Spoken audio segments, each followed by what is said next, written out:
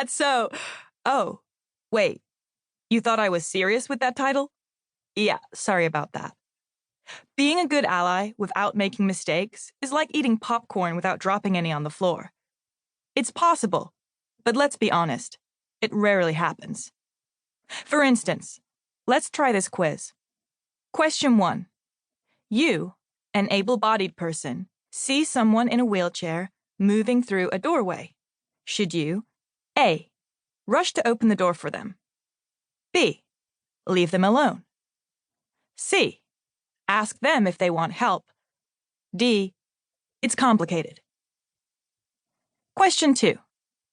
You, a white person, want to show support for a Black Lives Matter protest, so you A. Post on social media. B. Attend a protest. C. Write a letter to your local paper. D. Do nothing. It's performative and you don't want to co-opt spaces for Black voices. E. It's complicated. Question 3. On social media, an old friend you haven't talked to in years posts a cruel meme that disrespects transgender people. Creeping around her other posts, you see a lot of problematic content. Do you A. Call her out and put her on blast? B. Unfriend her? C. Write a long, passionate DM about why her stuff is a mess? D. It's complicated. You guessed it. Being an ally is complicated.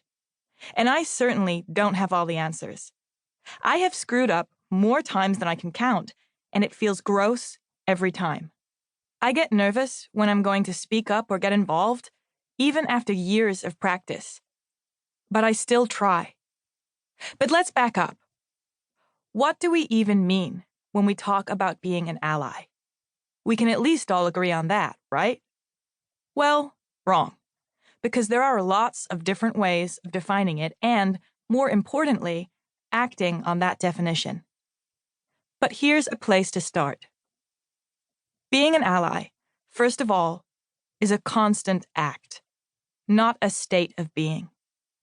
You can be a wonderful ally in one situation and completely fail to act in another. It's not a level to reach in a game. Achievement unlocked, level ally, upgrade your gems. That would be cool, but sadly, no.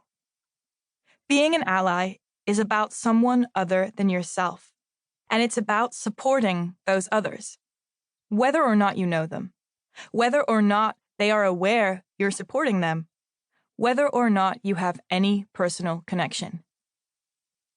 One of the trickiest parts of being an ally is that no one is just one thing. The idea of intersectionality is where it gets really funky. Intersectionality means that no one is defined by just one element of themselves, and these different elements intersect and can even contradict. So, for instance, I am a woman, and I'm Jewish, two elements of my identity that, in our society, can elicit cruelty, ignorance, danger, and prejudice. However, I am white, I am able-bodied, I'm middle class. All aspects of my identity that give me privilege. So in some situations, I might be vulnerable, and in others, I have significantly more power than others in the room. It's confusing, right? If you're Black and wealthy and able-bodied, if you're white and queer and disabled, if you're Asian and visually impaired and female, if you're transgender and Latinx and famous, do you need an ally? Should you be showing up as an ally? Who deserves, and wow, there's a loaded word, our allyship? Who can make the perfect judgment call to tell the rest of the world what's right and wrong? Say it with me, loud for the folks at the back. It's complicated. It's even complicated to know what to call it. The term ally has become a common way to talk about the responsibilities we have to show up and support each other, and in particular, for those with privilege to show up and support people and communities that are systemically oppressed.